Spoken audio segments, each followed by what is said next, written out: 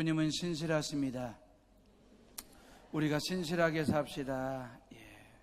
인사들 하시고, 우리 2층에도 우리 사무실에도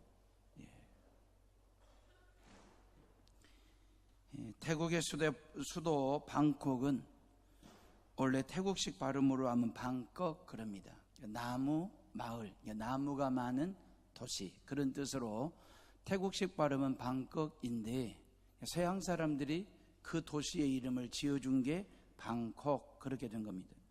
태국인들이 부르는 본래의 이름이 있어요. 좀 긴데 한번 들어보실랍니까? 구릉떼 마나꼰 안마라따꽃인 마인 따라 웃다야 마딜로법 로빠 따라왔다시 뿌리룸, 아직 멀었어요. 우돔 라차니 웬마하사탄 안문피만 왔단 싸띠 싸까따띠아니 싸뚜라코로 플라시, 그래요. 이제 아무리 이렇게 연습을 해도 이 발음이 되지가 않는데 기네스북에 오른 가장 긴 도시 이름으로 방콕, 태국 사람들이 본래 부르는 이름이 이렇게도 길어요. 혹시나 방언이 안 터지신 분들은 한 10번만 읽으시면 그냥 툭 터질 수도 있습니다. 인천공항 게이트에서 직원이 태국 어디로 가십니까? 라고 물으면 한번 읊어주시면 그냥 지나가기 이렇게 될 수도 있습니다. 근데 이렇게 기네스북에 오를 정도로 긴 이름인데 뜻은 참 좋아요. 천사의 도시, 그런 뜻이거든요. 신이 통치하는 천국의 도시를 닮은 거대한 왕궁이 많은 행복한 도시, 이런 뜻을 가지고 있습니다. 옛날에 호적에 올리는 이름과 집에서 부르는 이름이 따로 있었죠. 요즘은 이제 태명도 지어서 불러주기도 하고 태어나면 이제 본명을 지어주기도 하는데, 부모님들이 지어준 이름을 가지고 평생을 살아가는데, 물론 요즘은 가정법원에서 개명하는 사람들이 해년마다 한 10만 명 이상이 개명하게 된 여러 가지 사유를 가지고 이름을 바꾸는 사람들이 있긴 한데, 이름은 말이에요, 세상에 태어나면서 부모님으로부터 받는 최초의 선물이 이름입니다. 그 이름이 그 사람의 인격이 되기도 하고 또한 얼굴이 되기도 하고 평생 가지고 사는 소유물 같은 것, 그게 바로 이름이거든요. 동식물들은 그냥 보통 명사를 가지고 하나 아니면 전체를 표현하면 돼요. 꽃 그러면 돼요. 나무 그러면 돼요. 개, 돼지 아니면 닭, 이런 보통 명사 하나를 가지고 설명이 가능해요. 근데 사람은 각각의 이름을 가지고 살아가는 그런 존재들, 그러면서 그 이름이 곧 그 사람의 인격이 되기도 하고 됨됨이가 되기도 하고요. 그 사람의 어떤 이름이 곧 그 사람의 인격이고 인격이 곧 이름이기 때문에 이 이름과 인격은 분리할 수 없는 하나로 가는 그런 삶 말입니다. 그런다고 볼 때에 이름보다 더 중요한 것이 뭐냐면 이름에 걸맞는 삶을 사는 것, 우리가 흔히 말하는 이름값 하는 삶을 사는 것이 중요합니다. 요빠라고 하는 도시에 참 좋은 이름을 가지고 사는 한 여인이 있었습니다. 이름만 좋은 게 아니고 그 이름대로 산, 이름값을 한 여인이 있었는데 그녀의 이름은 다비다입니다. 이게 아람어로 다비다고 헬라어로는 도르가라고 얘기하는데 참 좋은 이름이에요. 다비다. 뜻이 있는데 사슴, 그런 뜻입니다. 아름다운 눈을 가진 양, 이런 뜻을 가지고 있는 이름이 다비다이거든요. 참 쉽기도 하고 간단하고 부르기에도 좋고 기억하기도 좋잖아요. 구름대 마나콘 남모라따 이럴 필요 없이 우리에게는 그리스도인이라는 이름이 있잖아요. 그리스도에게 속한 사람, 그런 뜻이잖아요. 그리스도인답게 그리고 걸맞는 삶을 통해서 그리스도의 향기 나는 삶을 살아갈 때에 우리는 주님의 이름, 그렇게 살아가는 삶을 살아가는 것, 너무너무 중요한 삶이라고 생각하고, 36절에 있는 말씀 보면 요빠의 다비다라는 여제자가 있으니 그 이름을 번역하면 도르가라, 선행과 구제하는 일이 셈이 많더니, 그래서 요빠의 다비다라고 하는 여인이 있었는데 그 여인을 성경은 여제자 그랬거든요. 여러분, 성경 66권 중에 여제자라고 하는 말이 딱 한 번 나옵니다. 그 한 번이 누구를 지칭할 때 썼냐면 다비다를 지칭할 때 여제자라는 말, 헬라어로 마세트리아라고 하는데, 이 마세트리아라고 하는 이 여제자를 다비다에게 지칭할 때 성경은 써먹었어요. 그만큼 이 다비다는 이름도 좋았지만 삶이, 신앙이 너무너무 좋아가지고 정말 하나님 보시기에 너는 내게 딱 맞는 여제자와 같은 마세트리아다라고 인정을 하셨던지 성경은 말이에요, 다비다에게만 여제자라고 하는 단어를 썼다 할 정도로 말입니다. 그만한 이유가 있지 않겠습니까? 그 이유가 될 만한 다비다의 신앙과 삶을 우리가 한번 더듬어서 찾아본다라고 하는 것은 행복이겠고, 또 하나 나도 다비다처럼 살아봤으면 좋겠다, 나도 다비다처럼 살아야 되겠다라고 하는 다짐을 하는 시간이 되었으면 좋겠습니다.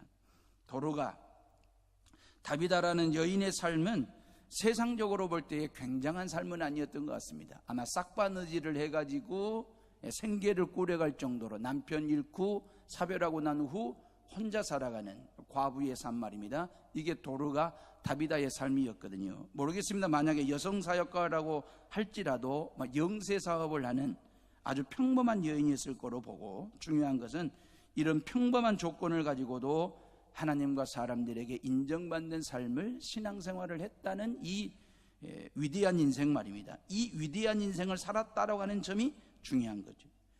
예수님께서 보시는 한 인간의 위대함은 어떤 조건이나 소유에 있는 게 아니고 그 사람의 인격과 그리고 어떤 존재론적인 삶 말입니다. 신앙에 있습니다. 예수님께서 첫 번째 설교의 노천에서 이루어진 첫 번째 세미나라고 할까요? 그 첫 번째 세미나를 우리는 산상수훈이라고 얘기하잖아요. 그 산상수훈 속에 8가지 복을 얘기하셨거든요.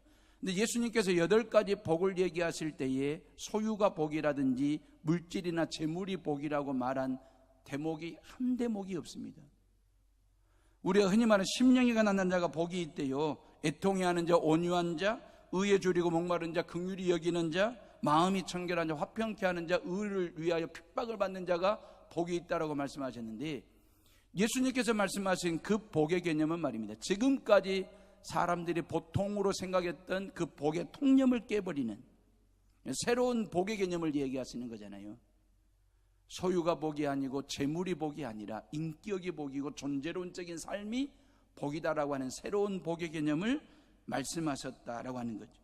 고로 아무리 평범하게 살아도, 그 말이에요, 없이 살아도, 못 먹어도, 못 배웠어도 위대한 삶을 얼마든지 살 수 있고 위대한 신앙인으로 얼마든지 예수 믿을 수 있겠다라고 하는 희망 말입니다. 왜냐하면 그 길이, 그 방법이 소유에 있는 게 아니라 인격과 존재에 있기 때문에 다비다는 말입니다, 그렇게 고귀한 삶을 산 여인이 되었고, 도르가는 그런 신앙생활을 할 수 있는 그리스도인이 된 데에는 위대한 삶을 살아가는 방법은 소유에 있는 것이 아니라 인격과 존재에 있었기 때문에 그 말이거든요.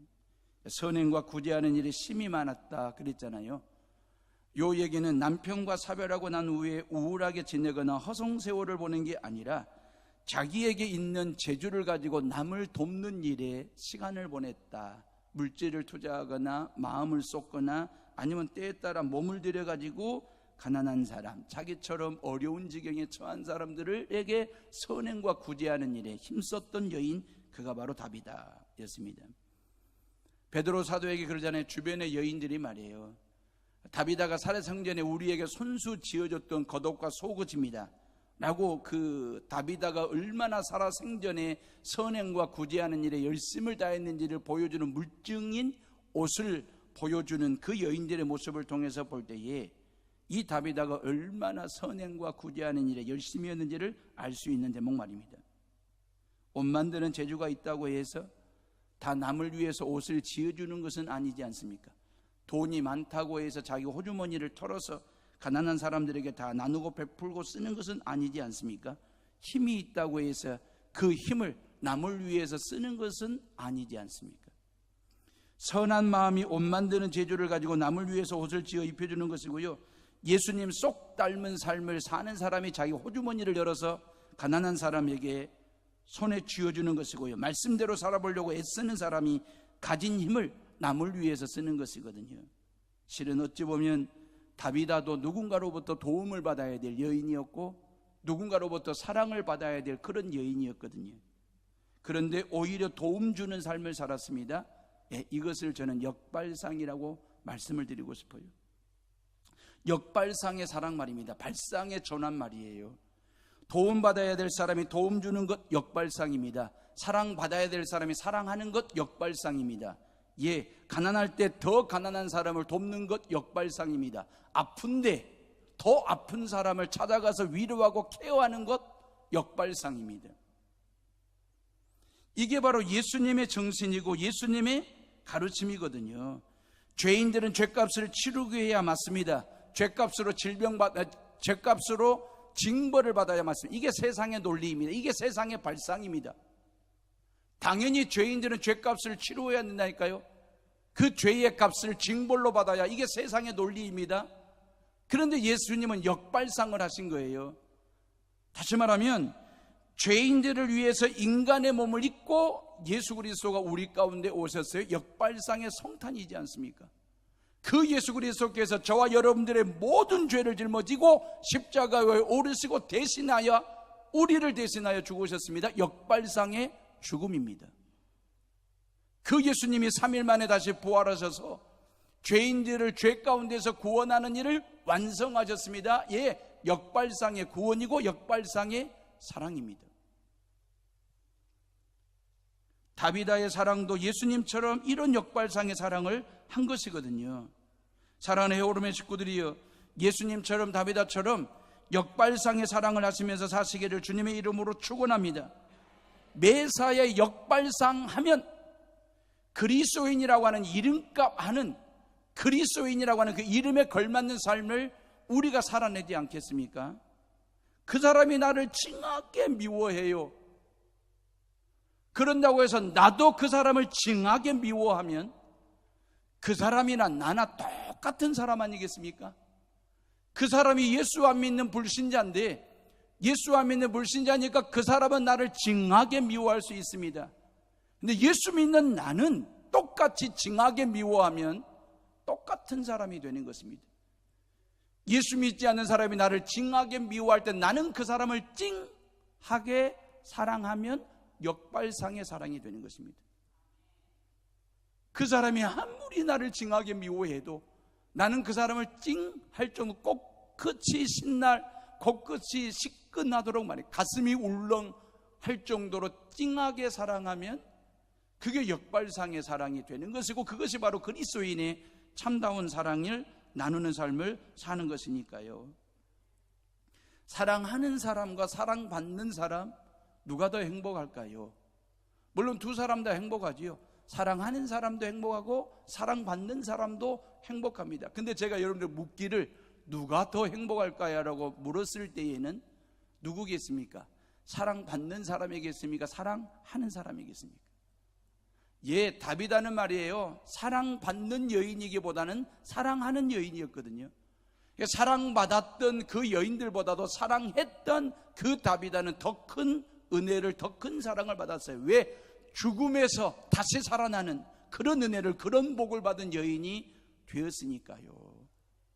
사랑이라고 하는 것은 받는 사랑보다도 하는 사랑이 더 큰 사랑이고 더 큰 은혜가 되고 더 큰 축복을 받을 수 있는 거구나 라고 하는 건 말입니다. 시체도 사랑하면 눈을 떠요. 이 다비다 이야기를 통해서 우리가 알 수 있는 것은 시체도 사랑하고 사랑받으면 눈을 뜨고 일어날 수 있는 거구나 라고 하는 건 말입니다. 따라서 합시다. 시체도 사랑하면 눈을 뜬다. 예, 여러분들이 이 믿음, 이 역발상을 가지고 신앙생활하는 성도들 되시기를 주의 이름으로 축복합니다. 자, 이런 역발상의 사랑을 했던 그 다비다를 주변의 과부들과 주변의 여인들은 어떻게 그 다비다를 사랑했는지, 그 사랑이 뭘까요? 공감과 동감하는 사랑입니다. 37절 말씀에 그때의 병들어 죽음에 시체를 씻어 다락에 누이니라 그랬잖아요. 다비다가 죽었어요. 이스라엘은 열대지방입니다. 그렇기 때문에 그날 죽으면 그날 땅에 묻는 게 고인을 위한 예의예요. 그게 장례 절차고 장례 풍습이에요. 왜? 시체가 부패하면 안 되기 때문에.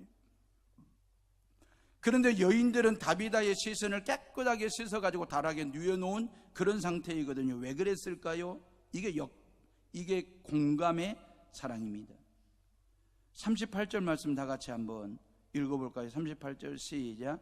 룻다가 욥바에서 가까운지라 제자들의 베드로가 거기 있음을 듣고 두 사람을 보내어 지체 말고 와달라고 간청하여 그랬어요. 베드로에게 어디에 있습니까? 지금 루다에 있잖아요. 누구를 고쳤어요? 에니아의 중풍병을 고친 그 베드로가 요바에서 멀지 않은 루다에 있는 거예요. 그 루다에 사람을 보내가지고 만사를 제쳐놓고 베드로 사도에게 빨리 요바로 와달라고 하는 청을 하게 된 얘기거든요. 왜 그럴까요? 이게 바로 공감의 사랑입니다. 이게 바로 동감의 사랑입니다. 원래 시신은 나사로처럼 천으로 싸거나 동여매야 하는데 다비다는 평상복 차림으로 그대로 달하게 놔뒀어요. 장례 절차보다도 뭔가 새로운 그리스도인의 절차를 밟기 위한 것이 아닐까 하는 생각을 해보는 대목이거든요. 이게 바로 동감과 공감의 사랑 말입니다. 다비다의 죽음 앞에서 모든 여인들이 뭘 느끼고 또 느끼겠습니까? 내가 죽었어야 되는지. 살아생전에 이렇게 선행과 구제를 많이 했던 다비다는 살아있어야 되고 차라리 나 같은 것이 저 자리에 누워있고 내가 죽었어야 되는데 다비다가 죽어서 너무너무 안타깝고 아쉬워서 우는 그 여인들의 모습 말입니다. 이게 공감이에요. 이게 바로 동감하는 사랑이거든요. 이번 주 토요일 날 우리 교회 김민이라는 청년이 결혼식을 해요. 한국 여자도 좋지만 외국인과 결혼하는 것에 대해서 항상 열린 마음을 가지고 살았던 청년이었습니다. 중국 하얼빈에 사는 아가씨를 아내로 맞이하게 되었습니다. 지난주 요 예배 때 참석을 했고 지금도 이 예배를 같이 부부간에 참석을 하고 있습니다. 제가 지난주 오후에 신방을 했는데 예쁘기도 하고 참하고 선한 모습이 얼굴에 그대로 배어있는 그런 신부였습니다. 우리말은 아마 안녕하세요, 사랑합니다 이 정도만 하는 그런 하얼빈의 아가씨입니다. 국제결혼을 준비할 때 저에게 주례를 부탁했기 때문에 제가 기도하면서 오로지 신랑 한 사람만 보고 낯설고 물설은 대한민국 여수 땅에 시집 오는 하얼빈의 한족 아가씨를 위해서 주례 목사가 해줄 수 있는 게 뭘까 기도하고 또 기도를 했습니다. 그러다가 하나님이 주신 아이디어가 공동주례였습니다. 결혼식 날 오빠도 오시고 고모님이 와요. 중국말이 필요한 사람이 딱 3분이 계시는데 그 3분을 위해서 특히 신부를 위해서라도 중국어 주례를 세워야 되겠다는 생각을 한 겁니다. 그래서 우리 해오른교회 부목사였던 중국 유학파인 김현철 목사님에게 제가 부탁을 한 것입니다. 같이 공동주례를 쓰자고. 나는 신랑 보고 우리말만 할 테니 김 목사님은 하얼빈에서 온 왕봉양 신부만 보고 중국말로 이렇게 쭉 주례 좀 서달라고. 김현철 목사님이 그러시더라고요. 자기는 첫 주례인데 이런 뜻깊은 자리에 세워주셔서 감사하다고. 이번 주 결혼식에 꼭들 오셔가지고 신랑 신부 축하해 주시고 공동주례도 내일 저희들이 둘이 만나 연습을 할 거거든요. 공동주례도 봐주시고 아주 작은 소수를 배려하고 돕는 마음씨, 이게 공감 능력이고 동감하는 사랑이지 않을까. 내 입장에서 상대방을 이해하는 것이 아니라 상대방의 입장에서 내 생각을 맞춰가는 것. 다비다 주변에 있는 여인들의 마음에 공감과 동감하는 사랑이 가득 채워져 있는 그런 모습이거든요. 선교사님들에게 선물 보내게 하는 일이 이게 하나의 이벤트이고 이게 하나의 여러분들에게 보여주기 위한 쇼라고 한다면 13년 동안 해서도 안 되고 13년 동안 할 수 있는 일도 아닙니다. 감히 선교사님들을 놓고 이벤트를 한다, 쇼를 한다, 그건 해서도 안 되고 할 수도 없는 일이에요.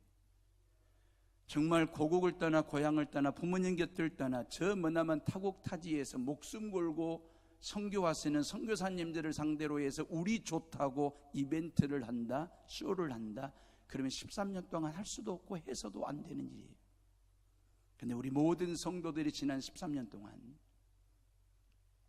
이번 선물 준비할 때도 보면 이 박스 안에 담을 수 있는 모든 고국의 정을 바리바리 챙겨 담았어요. 한국교회 성도들의 사랑을 담았어요. 해오름교회 교인들의 사랑을 담았어요. 우리 교회가 부흥하고 성장해서 쉬운 2명의 선교사님을 보내고 파송하는 그런 교회가 된다면 더할 나위 없는 기쁨이겠지만, 그리하지 못한다면 선물 쉬운 2개라도 보낼 수 있고 보낸다라고 하는 것이 얼마나 귀한 일인지. 이게 뭘까요? 선교사님들과 공감하는 거예요. 동감하는 거예요. 그들의 외로움과 그들의 아픔과 그들의 절절한 삶에 대해서 우리가 작은 거지만 탁송하고 배송해서 그들과 함께 고국의 정을 조금이나마 나눌 수 있고, 그 나눔이 그들에게 조금이나마 힘이 되고 위로가 된다면, 이게 예수의 정신이고 이게 예수님의 삶이고 이게 역발상의 사랑이지 않을까라는 생각 말입니다. 베드로 사도를 빨리 모셔오라고 사람을 보냈습니다. 이유가 뭘까요? 다비다의 부활 소생을 기대하고 있었을까요? 예수님처럼 다시 살아날지도 몰라, 그 일을 베드로 사도가 해줄 거야 라고 하는 막연한 기대감을 가지고 초청한 것일까요? 아닙니다. 아직까지는 예수님 외에는 사도들이 죽은 자를 살린 적이 없습니다. 또한 욥바의 교인들의 믿음이 그 정도까지도 없고요. 그런데 왜 베드로 사도를 급하게 오시라고 재촉했을까요? 베드로 사도의 위로가 필요했던 것입니다. 베드로 사도를 통해서, 하나님의 말씀을 통해서 모든 유족들과 모든 교인들과 모든 주변 사람들을 위로할 만한 그 위로가 필요했기 때문에 베드로 사도를 제촉하여 만사를 제쳐놓고 오시라고. 그들의 유족은 아니지만 유족의 심정을 가지고 이 다비다의 죽음에 대해서 말이에요. 평생 역발상의 사랑을 가지고 선행과 구제하는 일에 열심을 다했던 한 여인의 그 죽음에 대해서 말이에요. 성경적으로 어떻게 풀이를 하고 신앙적으로 어떻게 해석을 하는지, 그래서 하나님의 말씀을 통해서 주의 종의 입술을 통하여 들려지고 위로되어지는 그 하나님의 말씀을 통해서 위로받기를 원했던 그 여인들이 사도 베드로를 초청했던 거죠. 죽은 다비다를 살려달라는 것이 아니라 죽은 다비다를 통해서 살아있는 우리가 어떻게 살아야 되는 것인지를 말씀을 통해서 위로받고 싶어가지고 말씀의 사도인 베드로를 초청하게 된 것이거든요. 만약에 말이에요, 여러분들이 죽었을 때에 주변 사람들의 반응, 아니 식구들의 반응이 어떨까? 참 아까운 사람 하나 죽었다고 안타까워하고 울고, 좀 더 오래 살았더라면 얼마나 좋았을까, 지금 당장이라도 살아날 수만 있다면 살았으면 좋겠다, 이런 소리, 이런 반응이 있다고 한다면 우리의 인생은 참 잘 산 거이지 않겠습니까? 우리의 신앙은 잘 믿은 거이지 않겠습니까? 사랑하는 헤어룸의 식구들이요, 목회자로부터 하나님의 말씀을 듣고 위로받는 일은 대단히 중요한 일이에요. 여러분들의 삶 속에 헤어룸교회 임지영 목사는 어떤 위치에 있습니까? 여러분들의 신앙의 저의 포지션이 어디입니까? 있으나마나한 목사입니까? 아니면 꼭 필요한 목사입니까? 여러분들의 삶의 결정적인 순간마다 목사를 찾습니까? 결혼에, 장래에, 개업에, 아이들 돌 때, 취업, 시험 볼 때, 인생사, 가정사 아주 중요한 일을 할 때마다 주의 종을 찾으셨습니까? 부르셨습니까? 저는 주일날 여러분들과 함께 하나님을 예배한다는 것이 무척 행복하고 기다려지는 목사입니다. 또 하나의 행복을 꼽으라고 한다면 예배 후에 말입니다, 이 성전에서 안수기도 해줄 때입니다. 건강 문제로, 애들 문제로, 사업 문제로, 신앙 문제로 잠깐 상담을 하고 안수기도를 해줄 때, 매주마다 적게는 1명, 많게는 4명 내지 5명까지 안수기도를 해드리는데 아주 짧은 시간이지만 행복하죠. 왜냐하면 그분에게는 아주 중요한 문제인데 그 문제를 영적인 지도자인 목사에게 상담을 하고 안수기도를 받는 것은 귀한 일이기 때문입니다. 여러분들에게 늘 미안한 것은 여러분들이 원하는 시간에 제가 시간 맞춘다는 게 그리 녹록지 않다라고 하는 것. 여러분들이 원할 때 제가 항상 곁에 있어 드릴 수 없다라고, 있겠다, 항상 곁에 있겠다라고 장담 못하겠다라고 하는 것입니다. 변명 같지만 그리 시간이 넉넉지 않습니다. 다음 주 30일 날 기뻐 2구역 신방 끝내고 나면 저는 집사람과 둘이서 목양실에서 꼭 하고 싶은 게 하나 있습니다. 만세 부르고 싶습니다.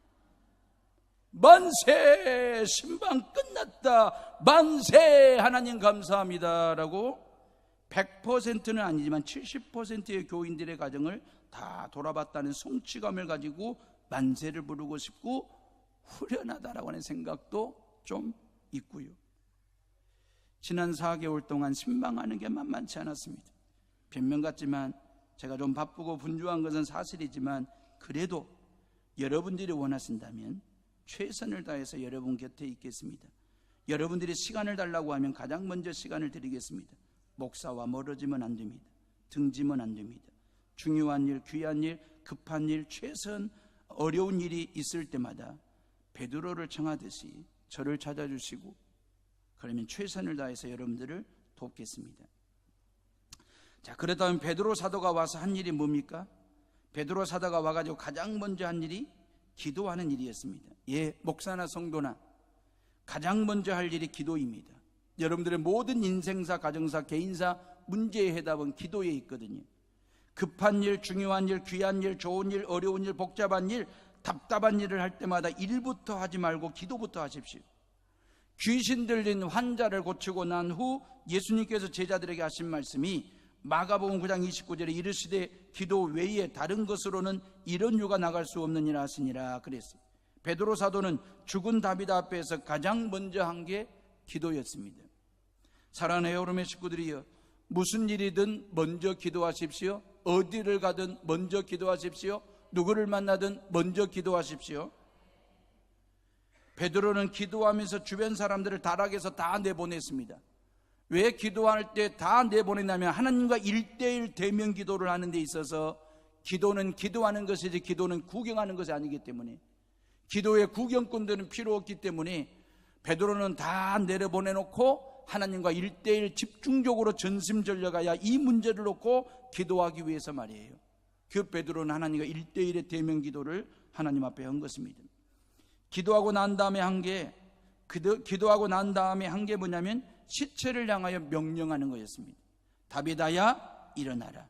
예수님께서 회당장 야이로의 딸에게 소녀야 일어나라 달리다 굼 선포했잖아요. 그런 것처럼 사도 베드로가 똑같이 다비다야 일어나라 달리다 굼 외친 것입니다.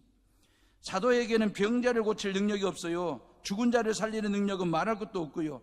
그런데 왜 베드로는 시체를 향하여 일어나라고 선포했을까요? 하나님께 간절하게 기도했잖아요. 하나님께 간절하게 기도했는데 하나님이 주신 응답이 뭐냐면, 하나님이 주신 확신이 뭐냐면 반드시 다비다는 살아나리라고 하는 하나님의 응답이고 하나님의 명령, 그 말씀에 의지하여 그 말이에요. 확신이 주어졌기 때문에 확실하게 시체를 향하여 다비다야 일어나라고 이야기한 것입니다. 아니, 확신이 없는데도 살아있는 사람한테 확실하게 말하는 것은 어찌 보면 허세가 될 수도 있고 거짓말이 될 수도 있는 거잖아요. 근데 살아있는 사람도 아니고 죽어있는 시체를 향하여 다비다야 일어나라고 확실하게 말할 수 있는 이유는 뭡니까? 하나님이 주신 확신이 있기 때문에. 기도했더니 하나님이 확신을 주셨습니다. 그 확신을 근거로 해서 시체를 향하여 다비다야 일어나라고 선포할 수 있는 그 확실한 선포 말입니다. 확신이 있기 때문에 확실하게 선포하는 것입니다. 사람과 사람끼리는 확신이 먼저가 아니에요. 확실한 것이 먼저예요. 나와 또 다른 사람과의 관계에서 관계를 맺는다, 어떤 거래를 맺는다, 어떤 약속을 한다 할 때에 그 사람이 나에게 확실한 뭔가를 줬을 때 그 말이에요.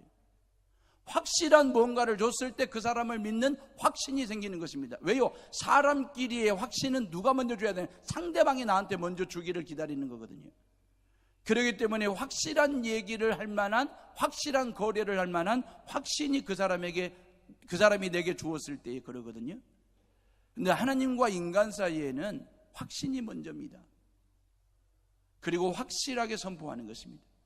왜요? 그 확신은 누가 주시기 때문에, 믿음은 누가 주시기 때문에, 하나님께서 우리에게 주시기 때문에 그 말이에요. 기도했으면 확신을 가지십시오. 그리고 확실하게 선포하는 성도들 되시기를 주의 이름으로 축복합니다. 사도 베드로가 확신을 가지고 다비다야 일어나라고 선포했습니다. 질병의 자리를 털고 일어나 건강의 자리에 서라는 말이잖아요.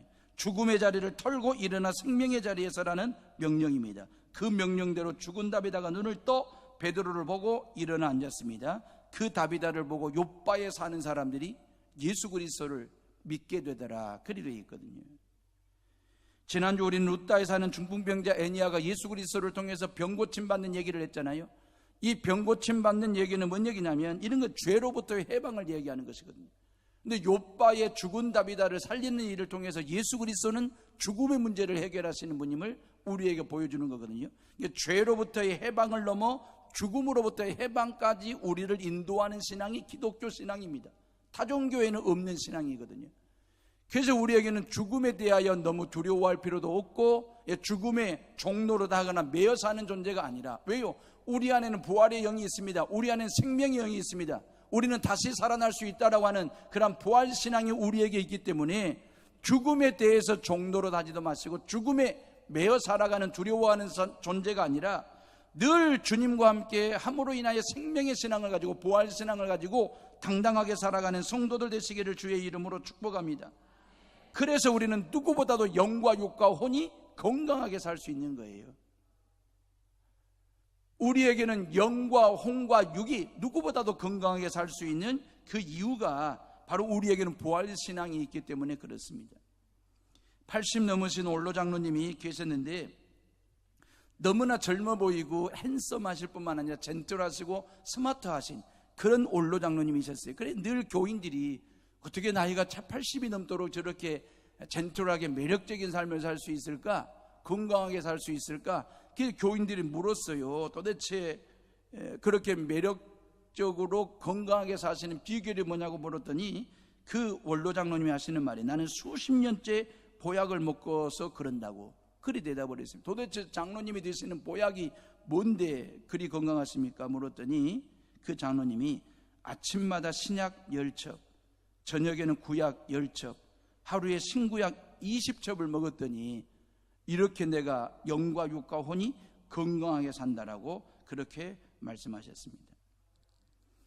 자, 죽은 다비다가 예수님의 능력으로 살아나는 것을 보고 수많은 사람들이 예수님 앞에 나와 하나님을 믿게 됐습니다. 루다에서도 그랬고 욥바에서도 그렇고 다음 주에 설교하게 될 가이사라의 고넬료 가정에서도 하는 얘기입니다. 왜 이러한 일들을 하실까요? 그 이유는 뭘까요? 왜 루다에서는 중풍병자를 고치고 욥바에서는 죽은 자를 살리시는 이유가 뭘까요? 그것은 바로 영혼 구원하는 데 목적이 있습니다. 이방인 구원의 목적이 있습니다. 예수님이 하시고자 하시는 모든 최종 목적에는 바로 영혼 구원하는 데 있습니다. 욥바는요 이방인 선교의 출입구와도 같은 거예요. 이 사도 바울을 통해서 복음을 들고 이방인 땅에 복음을 들고 뜀박질을 해야 될 그 스타트 라인이 어디냐면 이 욥바라고 하는, 지금의 이스라엘의 텔아비브라고 하는 최대 도시가 이 욥바에 세워져 있거든요. 그러니까 이 복음이라고 하는 것이 예루살렘에 갇혀 있거나 이스라엘 울타리 안에 갇혀 있는 게 아니라 이 울타리를 제끼고 이방인 땅에 복음 들고 나아가는 그 출발점, 복음의 항구 역할이 어디냐면 욥바거든요. 이 욥바가 바로 그런 항구 도시거든요. 어찌 보면 이방인 선교의 그릇은 사도 바울이 쓰임 받았지만 이방인 선교의 출발, 이방인 선교의 물꼬를 트는 일은 이 욥바라고 하는 동네에 다비다가 그 일을 했고 사도 베드로가 그 일을 감당했다라고 하는 것이거든요. 다비다, 이름만 봐도 이름만 들어도 한결같고 변함없는 신앙생활을 할 그런 여인의 모습입니다. 이름은 앞에서 봐도 다비다, 뒤에서 봐도 다비다입니다. 한결같은 믿음의 소유자 다비다는 역발상의 사랑을 한 여인이었고 동감하는 사랑을 했습니다. 그리고 이방인 선교의 물꼬를 트는 일을 한 여인이었습니다. 우리 모두가 다 대한민국의 다비다가 될 수 있기를, 여러분 모두가 다 여수 땅의 다비다가 되시기를 주의 이름으로 축복합니다. 4월 27일 판문점 남측 평화의 집에서 만나시는 남북 정상들께 역발상의 회담이 되었으면 좋겠다. 그리고 한 민족, 한 핏줄임을 공감하고 동감하는 정상회담이 되도록 여러분들의 매 끼니 식사할 때마다, 그 식기도할 때마다 이 남북 정상회담을 위해서 짤막한 기도라도 임팩트한 기도를 하나님 앞에 꼭 드려주시기를 주님의 이름으로 부탁을 드립니다. 기도하겠습니다.